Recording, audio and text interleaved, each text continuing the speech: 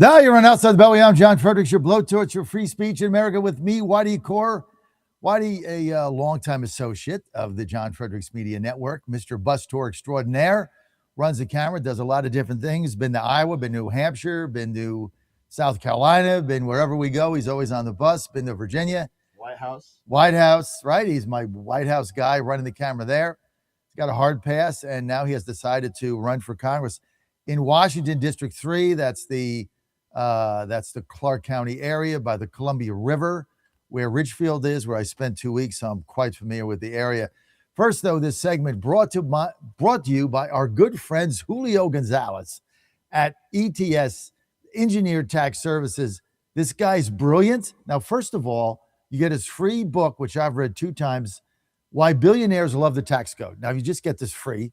And why is it such a good book? Because billionaires do love the tax code, because the tax code is 2 million pages. You know, I was talking to Ann last night, and she started to get her taxes ready to send over to this guy, our accountant.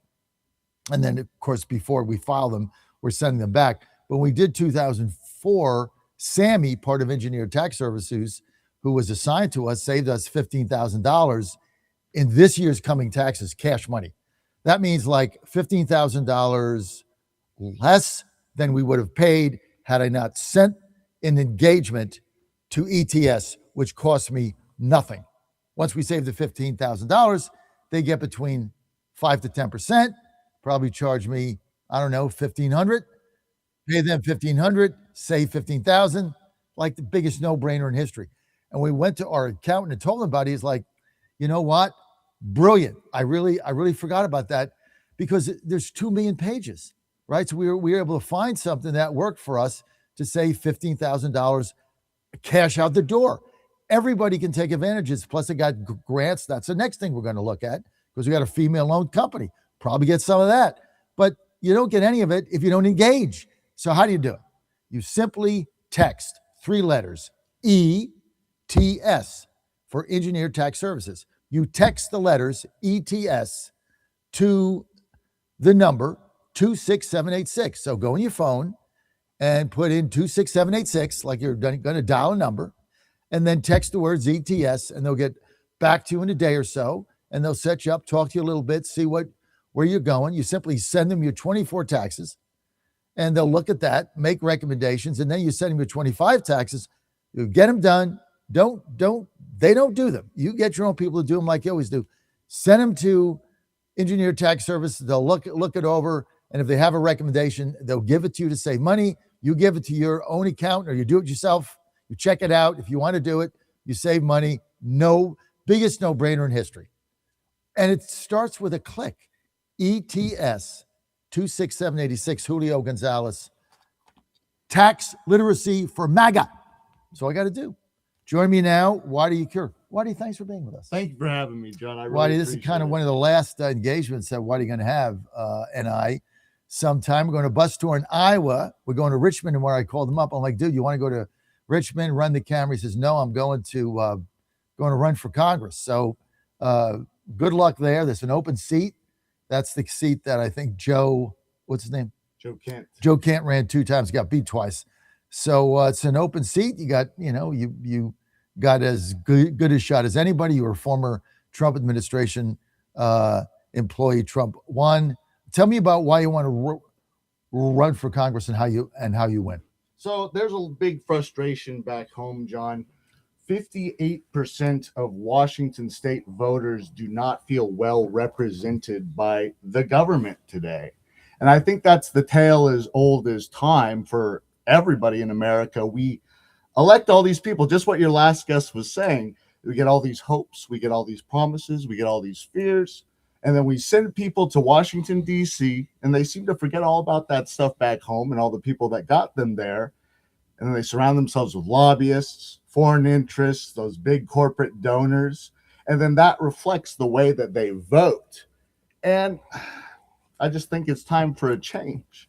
So I have to say, I'm not officially running. I've launched my exploratory committee. The FEC comes after me if I say I'm running. But right now, it's exploratory. That brings the voter into the conversation, brings up a little bit of support, lets me build a little bit of fundage for when and if I do decide to run, which is most likely. And I'm running off of some promises I'm going to make that I don't think a lot of candidates make nowadays. So I have Wadi's 7-point unbreakable pledge. Well, give me like 3 of them. I'm going to give you 3 of them. I won't give you 7. But my main thing is no lobbyists in my office. If I'm in DC, I don't need to have a lobbyist, $700 an hour babysitter, come in, tell me how to vote, hand me the bills that he wants me to introduce. I think I can do my own and give research. you a check. And give me a check or give me a big donation for my campaign that will guarantee a re-election. No. I'm 39 years old. I turned 40 in a few weeks. I am perfectly capable of doing my own research, talking to my own constituents, and actually voting how they want me to, which is why they would have voted me there in the first place. My second promise is zero money from foreign PACs or anything like that. When everybody in Congress, Republicans and Democrats, are all getting money from the same sources, and it's election deciding amounts of money, they're not going to vote for how their constituents want them to vote. They're going to vote for those PACs. Not a single dollar of PAC money will come into my funds. And my third promise, no corporate bailouts ever again. Things are going good right now, but what comes up always comes down. And when inevitably the next crash happens, and I can't say when, today, tomorrow, 10, 20 years from now, we're not going to bail out the banks. We're not going to bail out the corporations and all these people that are just leeching off off the taxpayers. What are some of your policies that are going to affect affordability for Americans? Affordability for Americans. Well, we want to cut spending in Congress. Every time Congress increases the budget, milk gets a little bit more expensive. Beef gets a little bit more expensive. They're devaluing our dollar. If we focus on the fraud, and we're seeing it in Minneapolis, we're seeing it in Washington State, and that is just a little bitty tip of the iceberg with childcare. If we address the fraud, the waste, and abuse that's going on with our taxpayer money, we would never have to raise taxes ever again in this country, and we would actually bring a little bit more power and stability to our dollar. What do you think of the president's saber rattling in Iran in order to protect, as he says, the protesters in order for that regime to fall? Is that in our best interest? And what is your position on that? Frankly, I don't believe it's in our best interest. I don't believe a lot of Americans believe it's our best interest. We've been getting pushed into that Iranian, and I'm a Navy veteran. I've served in the Persian Gulf. I've spent a lot of time, just me and Iran together.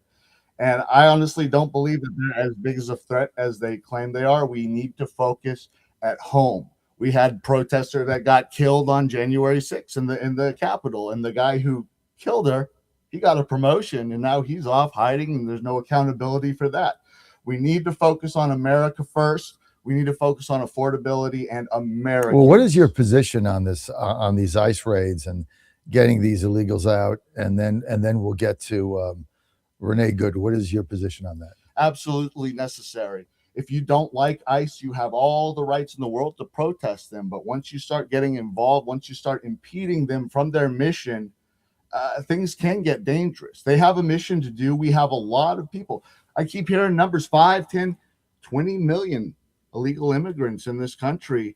That is a cause of affordability and the lack of it right now. Housing. A lot of people under 40 cannot afford houses right now. We have to fix that. We want houses. We don't want to rent for life. Well, one way you fix them is getting interest rates down. Hopefully we're addressing that. The other way you fix them is getting these illegals out, because then you get more housing opportunities for other people. But you mentioned the Renee Good situation, that particular agent, there was no accountability for his firing, the deceased Renee Good. What is your position on that? She tried to run the guy over, is from what I saw. You cannot get in these federal agents' face. You can't be impeding them, following them around, blowing whistles for people to warn them. The whole thing is kind of just strange to me. We just need to focus on the mission And that's America first. So if you were there, and you were in that position, would you have done the same? Would you have done the same thing as a naval veteran? As a naval veteran, that's a tough call, John, because anybody who's actually done, and I've never been a police officer. My mom was a police officer, 20 years retired. But you try to do those simulators where you're trying to decide whether to shoot or not. It is a split-second decision. It's really hard to decide. And I failed it when I tried it, and that's why I'm not a federal agent. So it's tough to do, but I mean, if you look at the tape, the car was veering towards the guy. I mean, they gave her every ample opportunity to not be in this position, get out of the car. I mean, the other thing is she backed. This is what nobody says. It's befuddling me. She backed up without looking. If somebody was standing behind her, if you were standing behind that car, just getting her plate, you're right now in a wheelchair. Mm-hmm. Probably for life, because she just jammed it back. And I mean, and so she got shot in trying to run the agent over. What the hell's out of that? I mean, what if you allow that to happen, if she ran the guy over and crippled him for life, what would she be, like a hero? They would celebrate it. Yes. They would celebrate it like she was a freedom fighter. I mean, this is what is just absolutely befuddling to me. Okay, that's a tough district. Joe Kent ran 2 times. He had a very high profile, got a lot of money, got beat twice. Why? Well, how do you win where he didn't? And he ran in a better environment. He did have a better environment. He had a Biden environment, and then he had Trump on the ballot. So he had better environments. You've got a worse environment. Way worse. So how do you change that? This is an uphill battle, and in the end, this is a moderate district. It's a purple district. I think Republican +3 or 4. The numbers are kind of there. You have to find a way to appeal to the normies in Washington State, the moderates. I call them normies. You can run the Trumpiest Trump campaign in Southwest Washington, and the Trump people are going to love you, and they'll do anything for you. But the moderates, which takes up a big chunk of that district, they get scared. What did Joe Kent fail twice? What did he do wrong that you're not going to do? You got to focus on the people. I don't want to focus mainly on Trump. Trump is baked into this cookie already. I've helped Trump out in 2016 as a staffer on his campaign. I've served in his administration from day 1 to day 0. 2020 campaign. We've done some stuff in 2024. Trump's already baked into me. You have to focus on the people and where they're frustrated, and a lot of it is corruption and the unrepresented who are not getting represented in Washington, D.C. right now. I think where he miscalculated is he spent an inordinate amount of time doing national media that really had nothing to do with the 3rd district there, and not enough time just walking from neighborhood to neighborhood, engaging people at Kiwanis Club and Chamber Clubs. Every time I turn around, the guy was on War Room or this show or Newsmax or something. It was all national media to build his national profile and raise money. And I get that. But I think that can backfire because you're not engaged, with the local community. And I think that's where he failed.